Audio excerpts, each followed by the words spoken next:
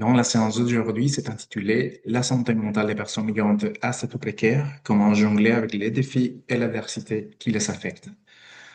Avant de commencer, on vous demande toujours la possibilité de garder votre caméra ouverte. Ça nous aide à garder la proximité et faciliter l'échange. Donc, affichez votre nom et le nom de votre organisme. Ça facilite aussi la possibilité de se connecter pendant la séance.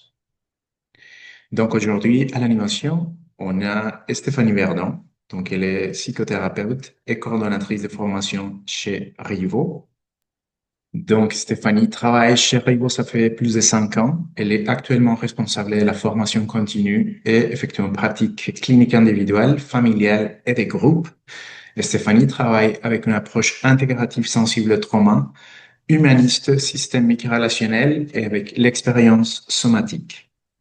Elle a une forte expérience de travailler avec les personnes demandeuses d'asile, réfugiées et marginalisées, ainsi que de travailler avec des groupes d'intervenants et intervenantes et professionnels qui cherchent à accompagner de leur mieux les personnes migrantes à statut précaire. Je vous confirme que la période de questions, ça sera fait à la fin, mais si vous avez des questions d'éclaircissement, vous pouvez toujours les ajouter sur les chats pendant la présentation ou lever la main et on aura la possibilité de répondre aux questions avec Stéphanie. Donc, on est le ROMI, le regroupement des organismes en hébergement pour personnes migrantes, regroupement qui rassemble entre 15 à 20 organismes qui travaillent auprès des personnes à statut précaire. La personne qui a pris la parole au début, Mauricio Trujillo, est co-coordinateur. Je suis l'autre co-coordinatrice, m'occupe plus du volet plaidoyer.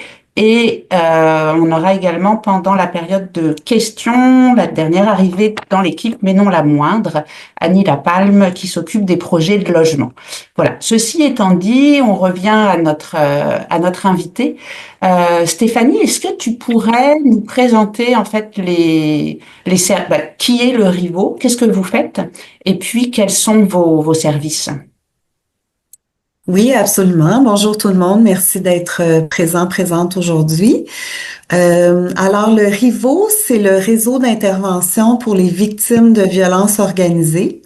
Ça existe depuis 1973, donc ça a été fondé par un pasteur à l'époque et en fait, on est un regroupement de psychothérapeutes qui travaillent avec les personnes demandeuses d'asile.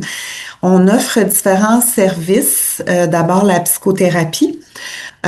Donc, on nous réfère des gens qui sont en fait sous le PFSI, le Programme fédéral de santé intérimaire, qui est comme l'assurance maladie pour les demandeurs d'asile. Et on a, c'est ça, la psychothérapie pour en fait soutenir le mieux-être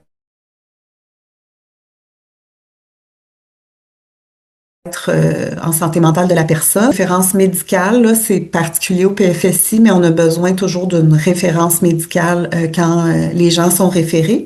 Il y a d'abord un triage psychosocial qui s'effectue avec les travailleuses sociales qui vont aussi des fois faire un référencement vers des organisations communautaires dépendamment la situation de la personne.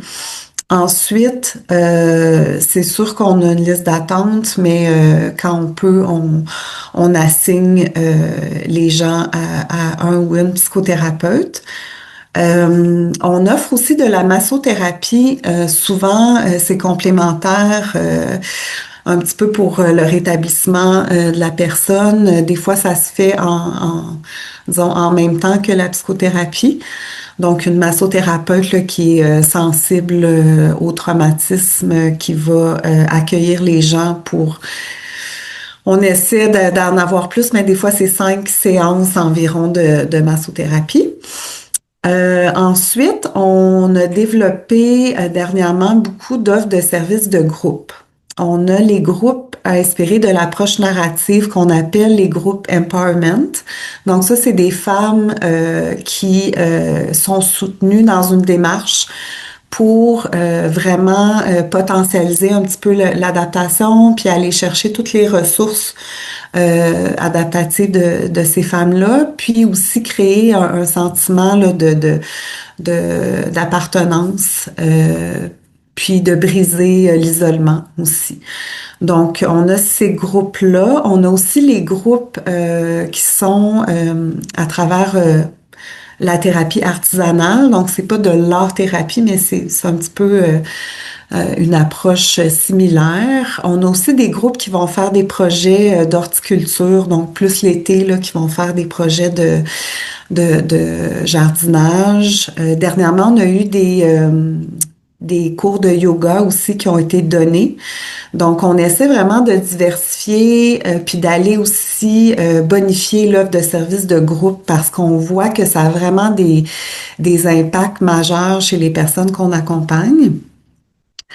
Sinon, on a des services de formation continue, c'est-à-dire des organisations peuvent nous écrire puis nous dire, ben nous, on aimerait ça être accompagnés dans nos pratiques pour développer un petit peu plus l'approche sensibo-traumatisme ou mieux comprendre les enjeux de la violence organisée ou les enjeux qui sont vécus au plan de la santé mentale pour une population spécifique des demandeurs d'asile.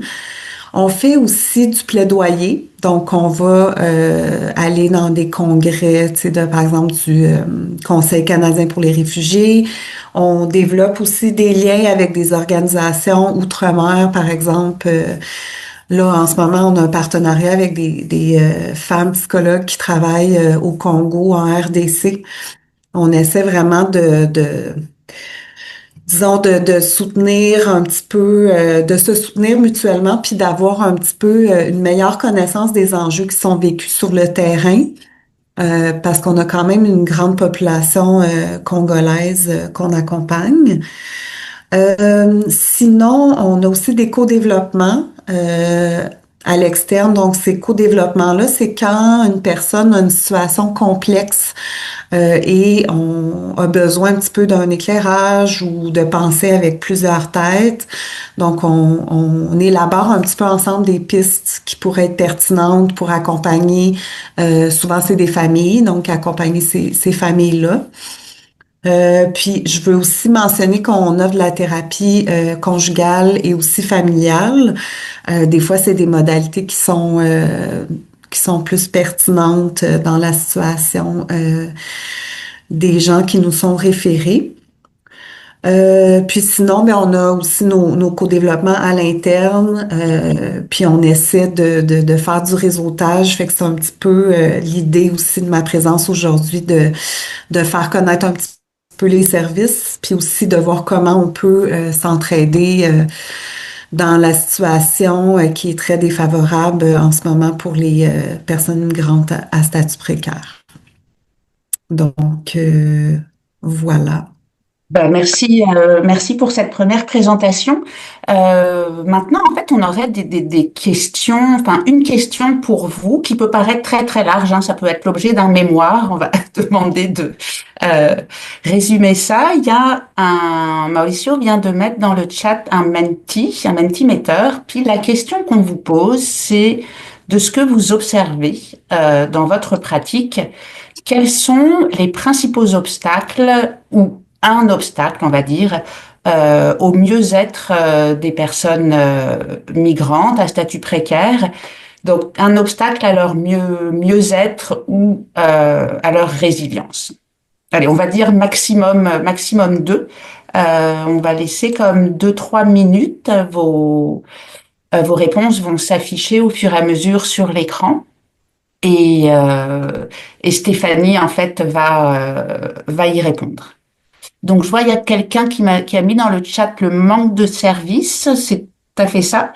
Les autres personnes, c'est ça. Si vous pouvez accéder au Menti, on se laisse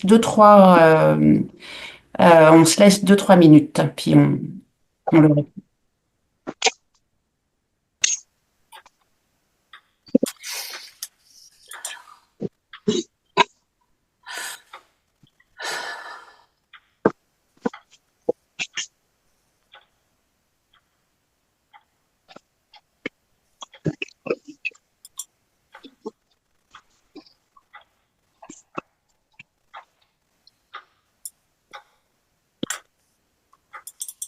Mm.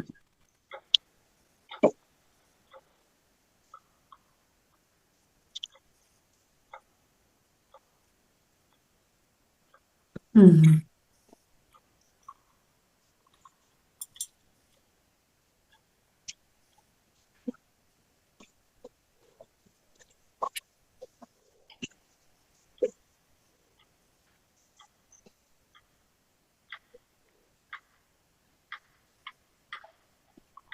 Oui, Bob. Oui.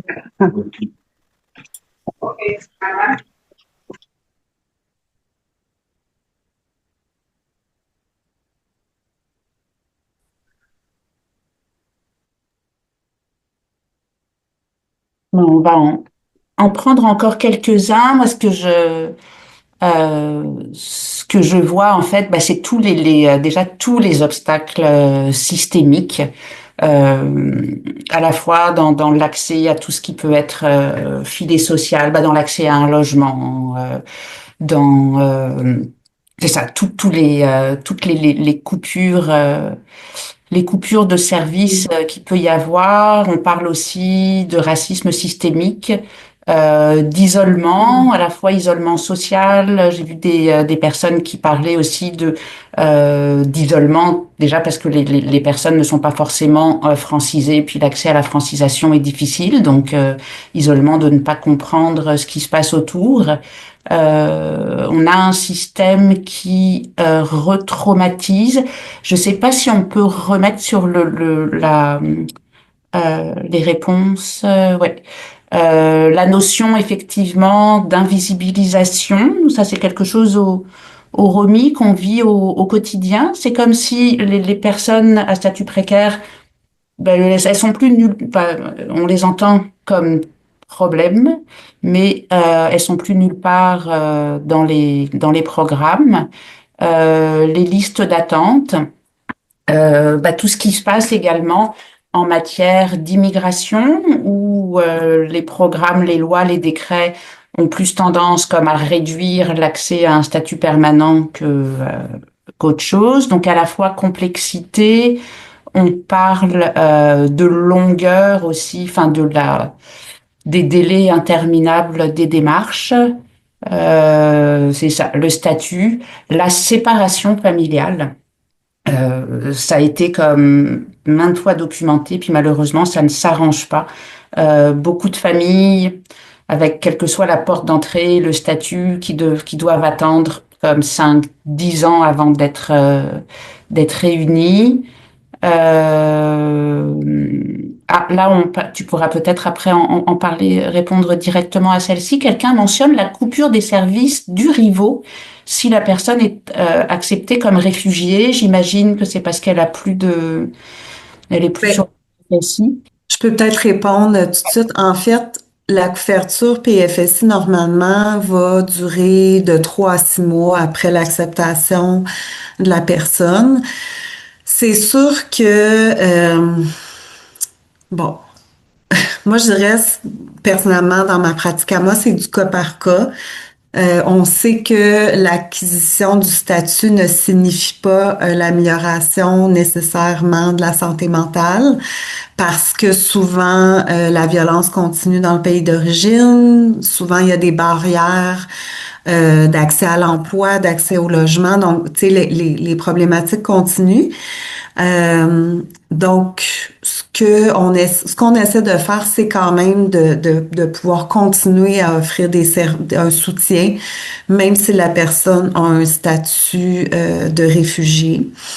Bon, moi, tu sais, je parle personnellement pour moi. Après, c'est sûr qu'on a tellement de demandes aussi que, bon, on doit jongler un petit peu avec ça, mais je pense que l'idée, c'est du cas par cas, puis de pas couper les services à quelqu'un là, qui en a encore besoin.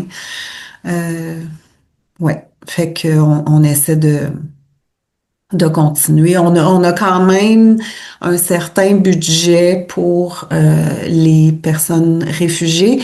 Puis c'est un peu les questions qu'on se pose aussi parce que, tu sais, nous, on veut aider les personnes victimes de violences organisées Donc, c'est pas en lien avec un statut. C'est sûr que c'est souvent des demandeurs d'asile qui ont vécu de la violence organisée, mais quelqu'un qui est résident permanent peut en avoir vécu aussi. Tu sais, fait que, en tout cas, puis on a une réflexion là en cours par rapport à ça. C'est toujours une question aussi de financement, mais on essaie d'être flexible par rapport à ça.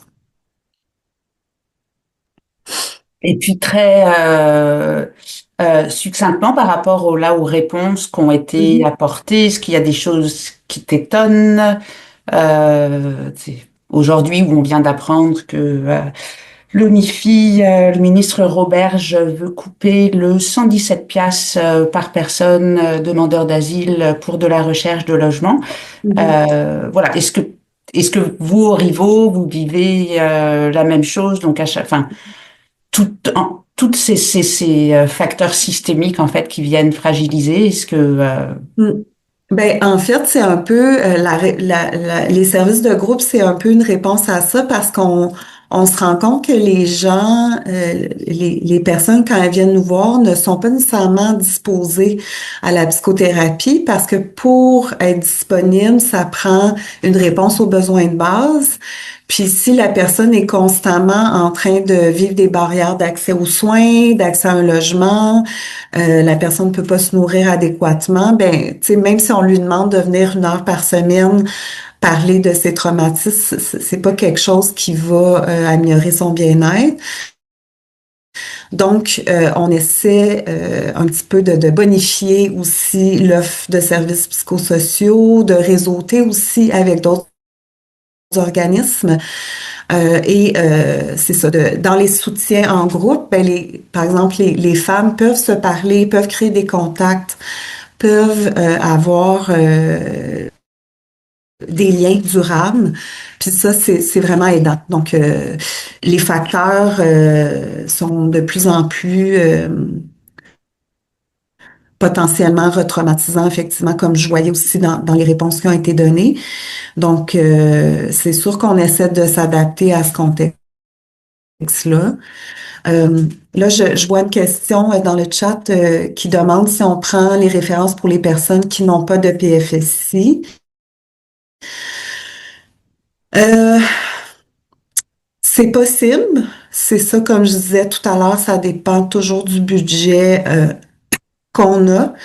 La seule clinique que moi je connais qui offre des services médicaux aux personnes sans statut, sans couverture, c'est Médecins du Monde. Mais pour la psychothérapie, on essaie de jongler un petit peu avec ça, puis d'aller piger des fois dans le budget qu'on a pour ça. Il y a, si on fait des séances en ligne, oui.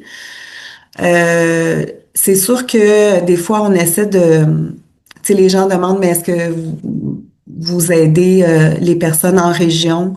Mais ça dépend toujours des psychothérapeutes qui prennent ou pas des mandats PFSI parce qu'il faut être accrédité comme fournisseur. Donc, ça dépend toujours de la possibilité. Puis, on offre quand même des services en ligne pour des personnes qui sont pas en mesure de se déplacer ou qui sont loin. Euh, voilà. Et Stéphanie, en parlant des actions que les organismes communautaires font maintenant, quelles sont les réponses les plus adaptées de ces organismes qui travaillent avec les personnes migrantes à statut précaire, spécifiquement dans les plans de la santé mentale? Oui, ben en fait, je pense que ben vous êtes toutes des personnes là, qui travaillent de près avec les personnes migrantes à statut précaire.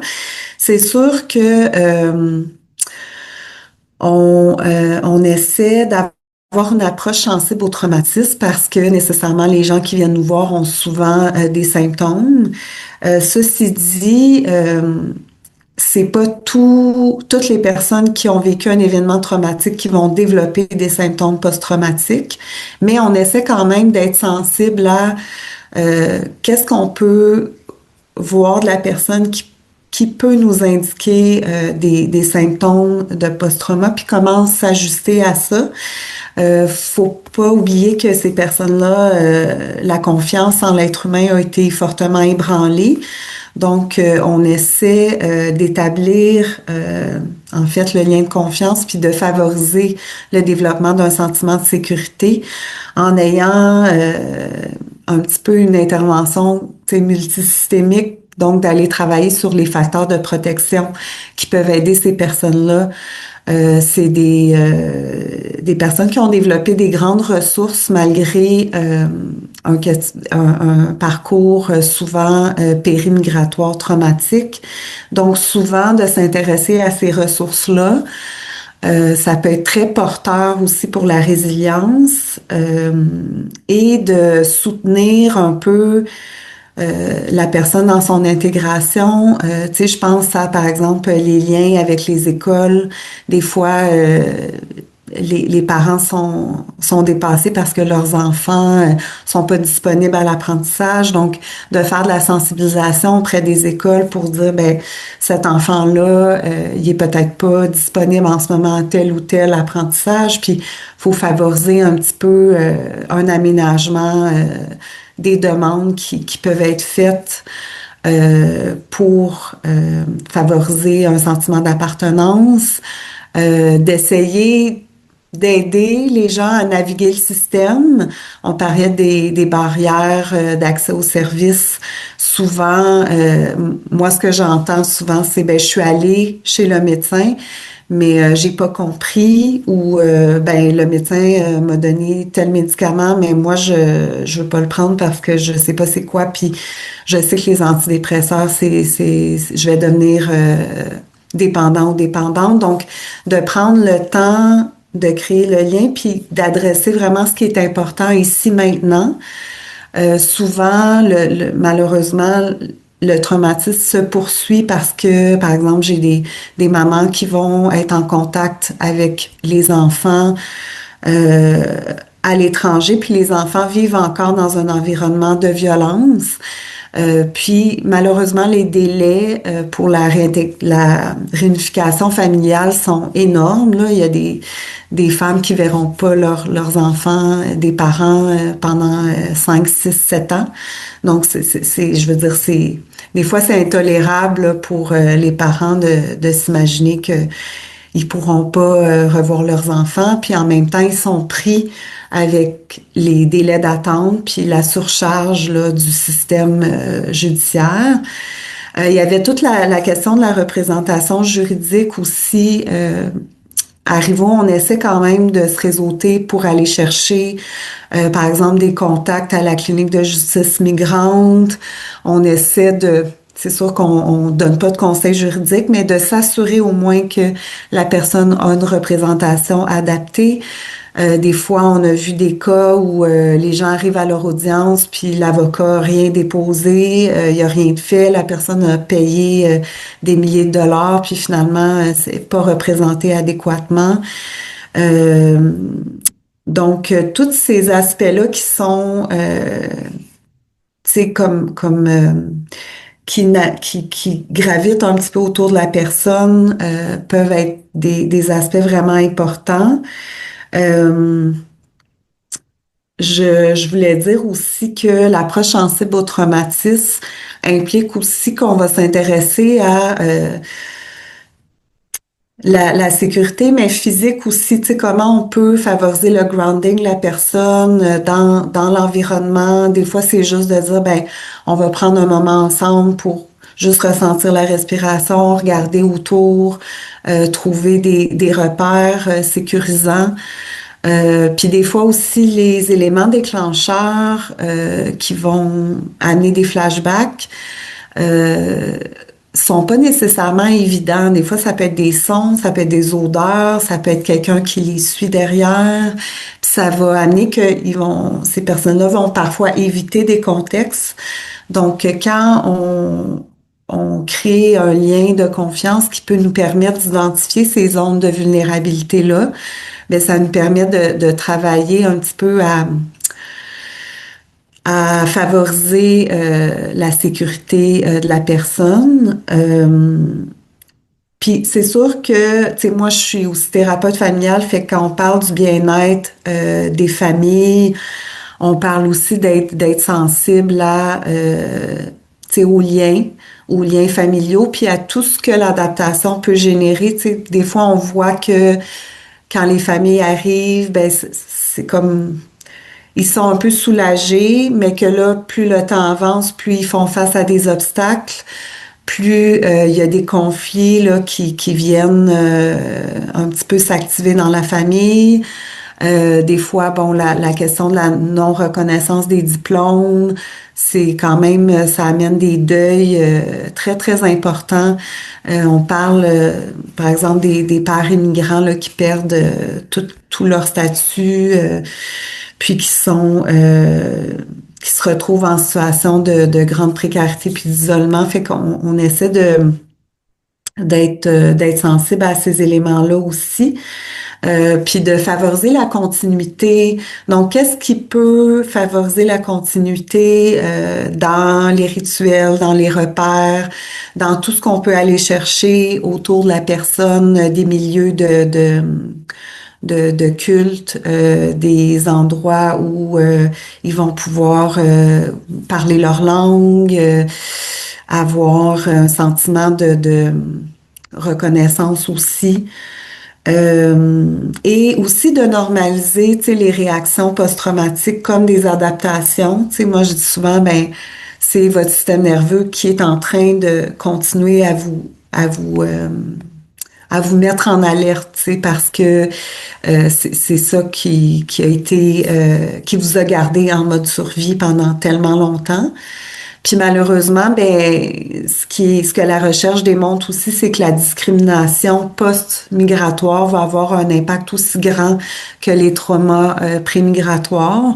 Donc, tout le discours qu'on entend actuellement, les coupures, la revictimisation qui est là au quotidien. Moi, j'en ai beaucoup qui me disent, ben, tu sais, ça va prendre 5 ans avant que j'aie ma résidence permanente. Je pourrais pas accéder à des programmes d'études. Il y a toute la question aussi du fait qu'on va abaisser le seuil d'acceptation. Là, qu'est-ce qu'on fait si la personne est refusée? Comment on peut continuer de l'accompagner là-dedans? Donc, c'est là aussi qu'on est dans essayer de trouver des ressources pour favoriser la, la, la défense de droits aussi des personnes qui sont accompagnées. Voilà, fait que j'ai parlé de beaucoup de choses, mais je pense que pour moi, c'est un peu les piliers là, de ce qui peut soutenir le plus possible la santé mentale, tu sais, dans une approche holistique multisystémique. Parfait. Et si on veut laisser un peu comme une note d'espoir, quelles sont les pratiques porteuses que vous mettez à l'avance pour pour se soutenir entre les intervenantes? Ben là, c'est sûr que dans le contexte qui est tellement défavorable, je pense que c'est difficile tu sais, de garder espoir. En même temps, on n'a pas le choix parce que si on perd espoir, on va arrêter de faire ce travail-là. Mais je pense que tu sais, on parle beaucoup du traumatisme vicariant chez les personnes aidantes. Tu sais, quand on est en contact avec des récits traumatiques, avec des gens qui voient leurs droits bafoués, c'est sûr que ça peut affecter notre vision du monde, puis c'est tout à fait normal.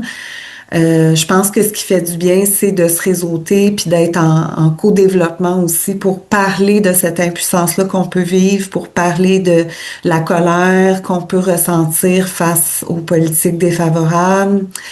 Euh, Moi, quand je fais les groupes de femmes, puis je constate comment elles sont capables de rire, comment elles sont capables de, de, de garder espoir, ça me donne beaucoup d'espoir aussi. Donc, d'essayer de souligner aussi les ressources des personnes avec qui on travaille, de voir comment elles peuvent transmettre leur voix aussi, que leur voix puisse être portée, euh, d'avoir tu sais, j'allais dire, dans la créativité, dans le jeu, il y a quelque chose aussi où on peut tous se rejoindre, on peut tous parler la même langue. Donc, ensemble aussi, je pense, entre personnes aidantes, de se donner des espaces de créativité, de se donner des espaces pour réfléchir à des réponses. C'est comme on a eu des colloques dernièrement, puis on a écrit des lettres pour la représentation des personnes immigrantes dans la sphère médiatique pour essayer d'avoir un contre-discours, de contrebalancer un peu tous les stéréotypes, la xénophobie qui est véhiculée actuellement. Je pense que quand on est ensemble, on se sent un petit peu moins seul. Nous, à Rivo, c'est sûr qu'on essaie aussi tu sais, de faire, de créer des espaces de formation pour aller réfléchir à comment on accompagne ces personnes-là, comment la pratique évolue, tu sais, puis c'est toutes tu sais, les nouvelles, peut-être les nouvelles formes d'accompagnement, tu sais, que je parlais tantôt de l'horticulture, ben, tu sais, ou de l'art-thérapie, ou du yoga, tu sais, d'aller dans un petit peu de sortir un peu de la psychothérapie peut-être traditionnelle, là, puis d'aller chercher des modèles de guérison aussi qui nous sont inspirés de la culture des personnes qu'on accompagne, tu sais, l'approche transculturelle. Tu sais, je pense que ces gens-là ont vraiment des ressources aussi intéressantes. Donc, d'aller chercher, ben, ça se passait comment dans votre pays, tu sais, au niveau de la santé mentale, des fois de, de, de mieux comprendre tous ces aspects-là. Euh, puis, tu sais, ben, c'est ça, on dit de prendre soin de soi, mais en même temps, bon, c'est pas toujours facile, mais de se regarder comme intervenante, puis de dire, ben, là, cette situation-là me dépasse, je suis en train d'agir quelque chose qui est pas aidant pour la personne. Euh, donc, d'avoir de la supervision, je pense que c'est super important, puis c'est super pertinent. Oui, puis des espaces de défense de droit où on peut avoir l'impression qu'on a vraiment des pistes d'action concrètes qui vont pouvoir changer un petit peu là, les choses. Euh, donc, c'est un peu ça, je pense, le réseautage, les espaces sécuritaires entre intervenants et intervenantes, puis tu sais, comme l'éco-développement aussi qu'on fait, ça nous permet des fois de réfléchir à des pistes qui sont dans notre angle mort, puis qu'on n'a pas nécessairement pensé. Donc, je pense que c'est un peu ça qui peut continuer à donner du sens à ce qu'on fait. Fanny, merci beaucoup. Bonjour Roger, je Donc suis Magali maintenant, on va passer à la Arcangelo. période J'ai des une questions. famille que vous avez transférée, bébé de Hadrose Ossini. J'ai fait ces vaccins ce matin. Magali, merci. Donc, voilà, donc les personnes qui ont des questions, vous pouvez lever la main si vous voulez prendre la parole directement, ou vous pouvez aussi mettre vos questions dans le chat. Les- Donc, Il y a- oui. Ah, désolée. Est-ce qu'il y avait une question sur le chat, Stéphanie? Oui, ben, je voulais juste dire, c'était une information qui a été transmise par Irina. Les services de sage-femme de la clinique communautaire de PSC offrent des suivis de grossesse gratuits aux femmes sans RAMQ et sans PFSI. OK.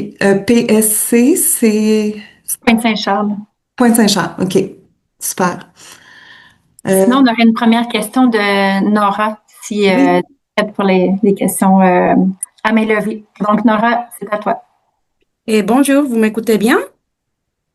Oui. Ben, premièrement, je voulais vous remercier pour la présentation parce que je sais que vous, comme organisme, vous faites beaucoup pour les personnes demandant d'asile qui déjà sont démunies, qui n'ont pas comme assez de services pour tout ce qu'ils sont en train de vivre. Donc déjà, vraiment, merci beaucoup d'être là et de soutenir ces personnes-là. Moi, je suis travailleuse sociale au CLSC Montréal-Nord, programme CIP.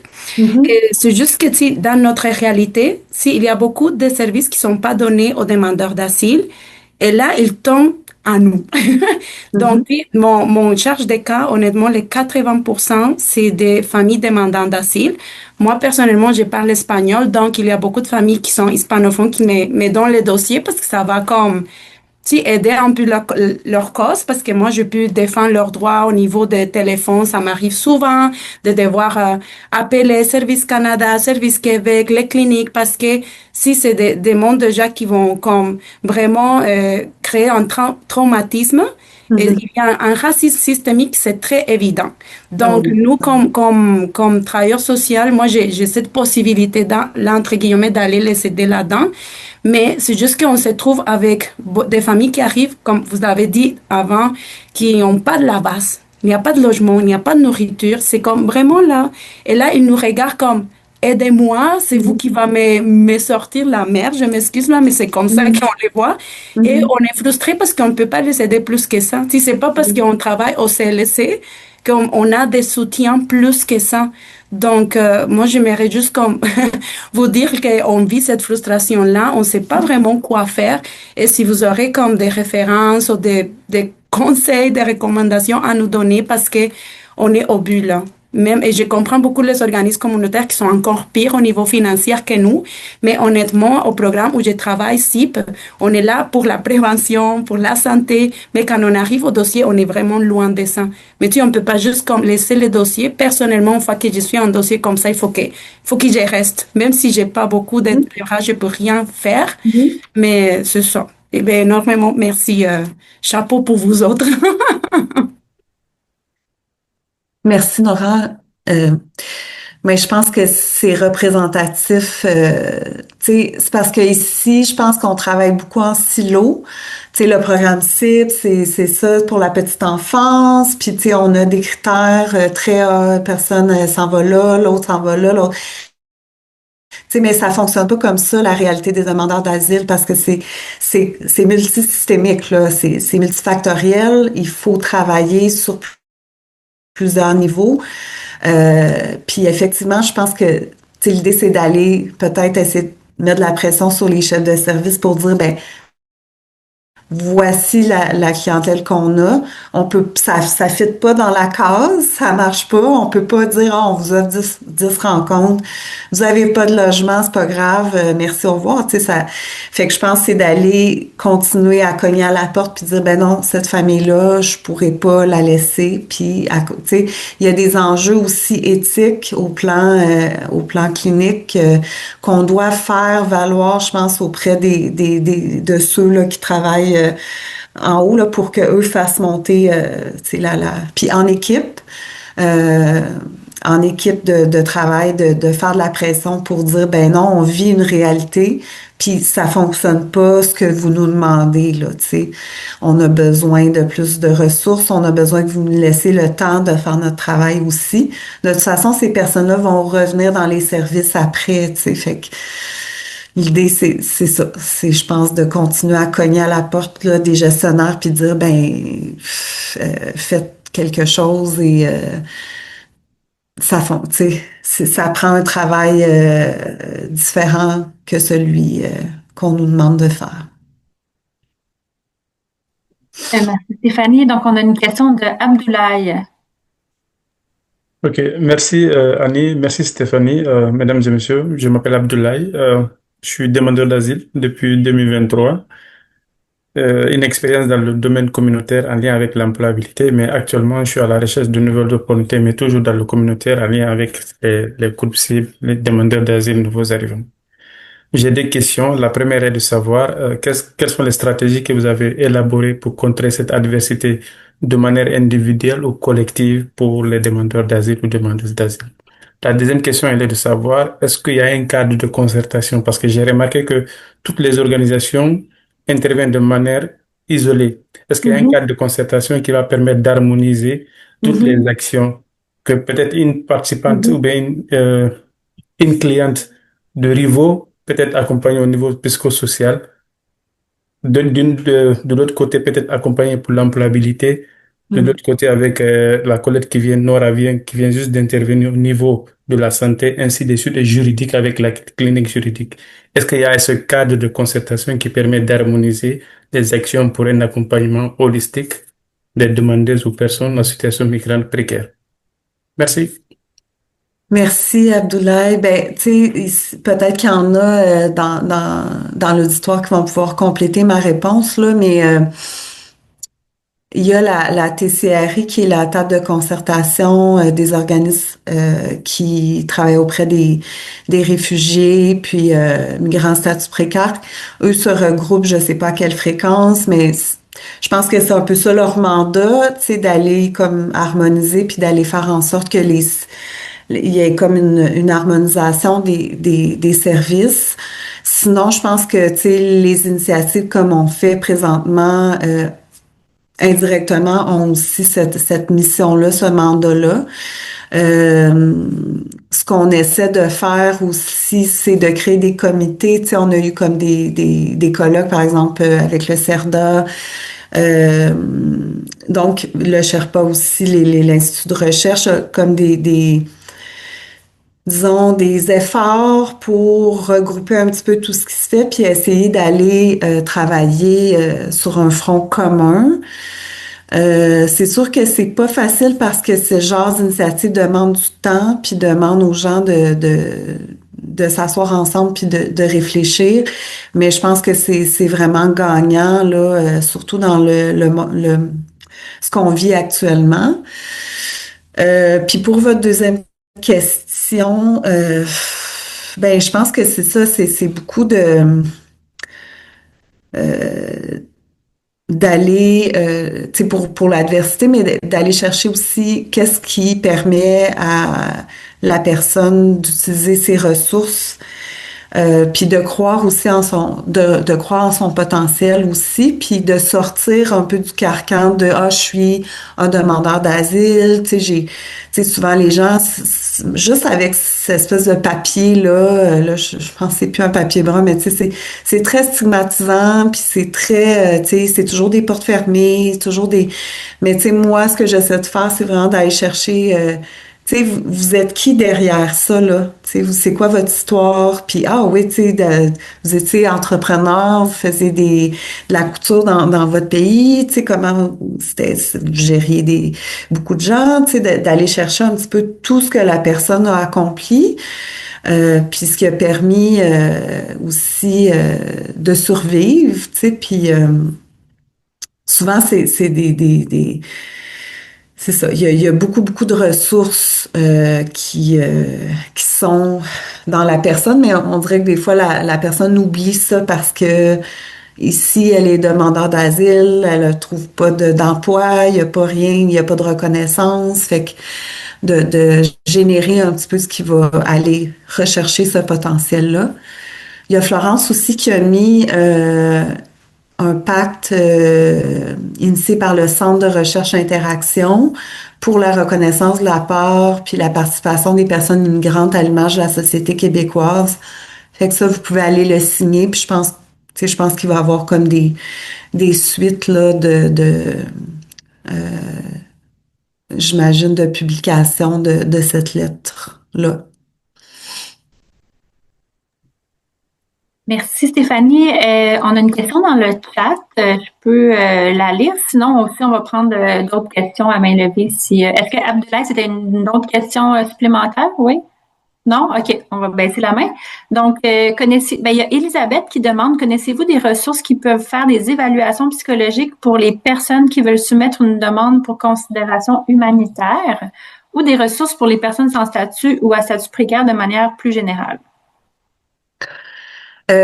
Par rapport à tout ce qui concerne évaluation, c'est quand même une denrée rare. C'est sûr que, tu sais, comme moi, par exemple, je suis psychothérapeute, je suis pas autorisée à faire d'évaluation psychologique. Par contre, ce que j'ai commencé à faire, c'est d'écrire des lettres, disons, d'observation. Quand la personne, par exemple, est rendue à une considération humanitaire, tu sais, des fois, on peut faire des lettres d'appui ou d'observation qui vont mettre en lumière que, par exemple, cette personne-là, de retourner dans son pays peut causer un grand préjudice à sa santé mentale. On peut attester aussi du suivi qui est fait, de l'engagement de la personne. Je connais certains psychologues qui font ces évaluations-là. Euh, Comment on pourrait... Là, c'est ça, on essaie aussi là, avec un groupe de travail de s'arrimer avec des représentants juridiques pour voir c'est quoi les bonnes pratiques aussi, tu sais, d'allier le juridique puis le clinique, là, parce que des fois, ça peut se contredire, ça peut se contredire ou ça peut ne pas être bénéfique pour la personne si on utilise tel mot. Comme, c'est ça, Anne-Marie, tu voulais faire du pouce sur ça. Je sais vas-y. Est-ce que tu veux que j'aille tout de suite? Pardon? Est-ce que j'y vais tout de suite? Ben, est-ce que tu voulais parler en lien Oui, avec je voulais les juste lettres? commenter, Oui, oui, vas-y. c'est ça. Oui. Moi puis d'autres personnes, on est en train avec le groupe COSAMI, on est en train de mettre un espèce de modèle sur comment est-ce qu'on peut justement faire des évaluations du fonctionnement social. Moi, personnellement, j'en fais. C'est les avocats qui me contactent. Dépendamment du statut financier de la personne, l'aide juridique peut rembourser pour une travailleuse sociale jusqu'à 1 000 ou 1 100 $, dépendamment des heures passées. Pour les psychologues, c'est plus. Donc, moi, j'en fais en privé. Puis là, c'est ça, on essaie de mettre un modèle des bonnes pratiques et tout sur pied pour faciliter qu'il y ait de plus en plus de personnes qui puissent en faire. Puis des fois, on est payé en privé. Fait que là, c'est sûr que si la personne, disons, a un plus gros revenu qui n'est pas remboursé par l'aide juridique, il faut faire une facture puis avoir une assurance avec notre ordre. Comme moi, c'est pas tellement plus pour les travailleurs sociaux. Là, je pense que c'est 60 $ de plus par année. En tout cas, on va essayer de mettre un outil où tout ça est décrit le mieux possible. Merci beaucoup, Anne-Marie.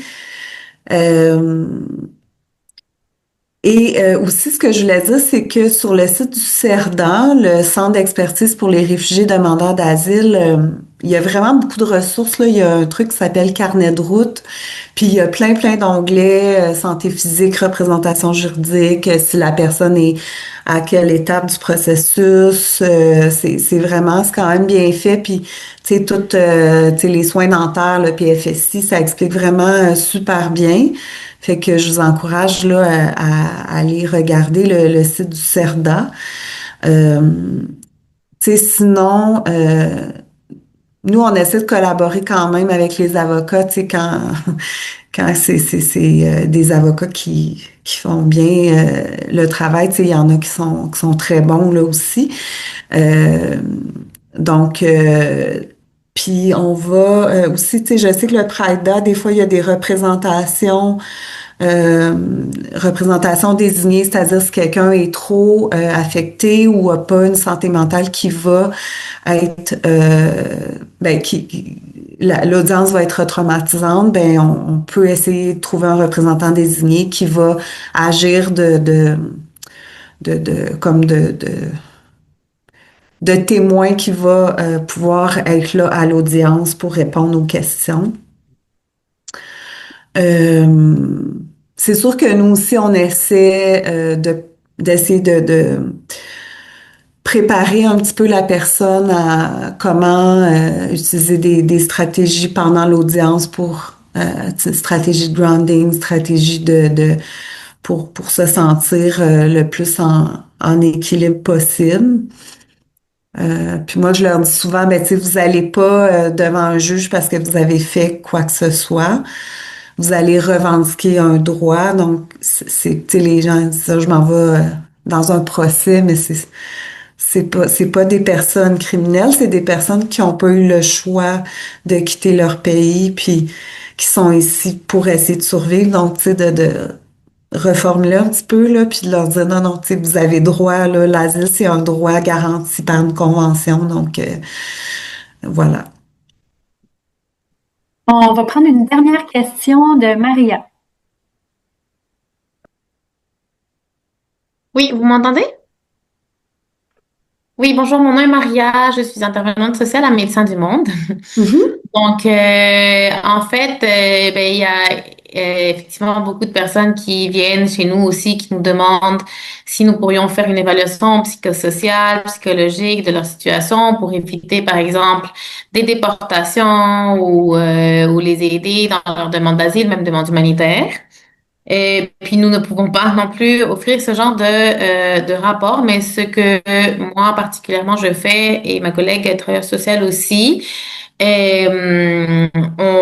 exactement, c'est comme un peu un résumé des notes qu'on fait et de nos observations. Puis nous, on essaie avec nos infirmières de aussi mettre une petite partie médicale.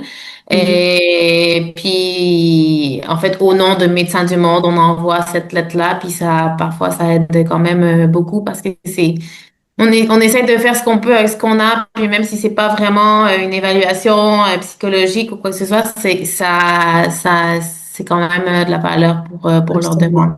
Donc, Mhm. en tant qu'organisation, d'organisme, je pense que c'est une bonne idée quand même de faire des lettres avec Mhm. ce qu'on a puis ce qu'on peut faire. Absolument. Oui. Merci. Donc, merci.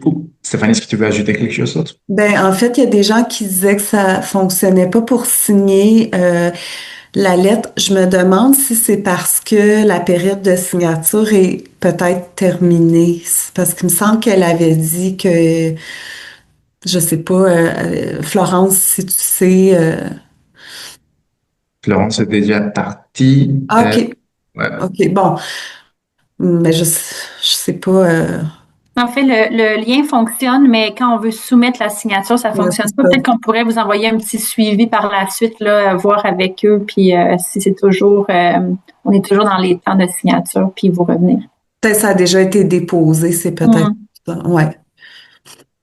Donc, bon, merci Stéphanie pour la présentation. Merci à Rivo d'avoir pris part de vos midi aujourd'hui. Donc, merci à tout le monde, les participantes qui sont là. Et je vais mettre dans les chats maintenant, donc, le site web d'Uromi. Donc, si vous voulez aller voir Abdullah, demander un peu de ces espaces de concertation. Donc, les Romi, c'est un espace de concertation qui parle spécifiquement des enjeux, des défis qui touche les personnes migrantes et statut précaire. Donc, on a commencé avec plus axé sur l'hébergement, mais maintenant, on a des membres comme Médecins du Monde, on travaille avec des membres comme la Clinique pour la justice migrante. Donc, on a une vision plus, pas seulement l'hébergement, mais des services pour soutenir ces populations-là. Mais on comprend que maintenant, le contexte, c'est hyper difficile, c'est complexe. On voit que des coupures, donc, ça nous demande plus d'espace comme ça. Donc, les remédies, ils sont vus le jour parce qu'on voulait que les intervenants, les intervenantes auraient la capacité comme de partager, de s'informer, de profiter des référencements, des outils. Donc, on vous invite à continuer à être connecté avec nous parce que l'année prochaine, on revient avec les séances. Donc, avec ces séances-là, on finit l'année.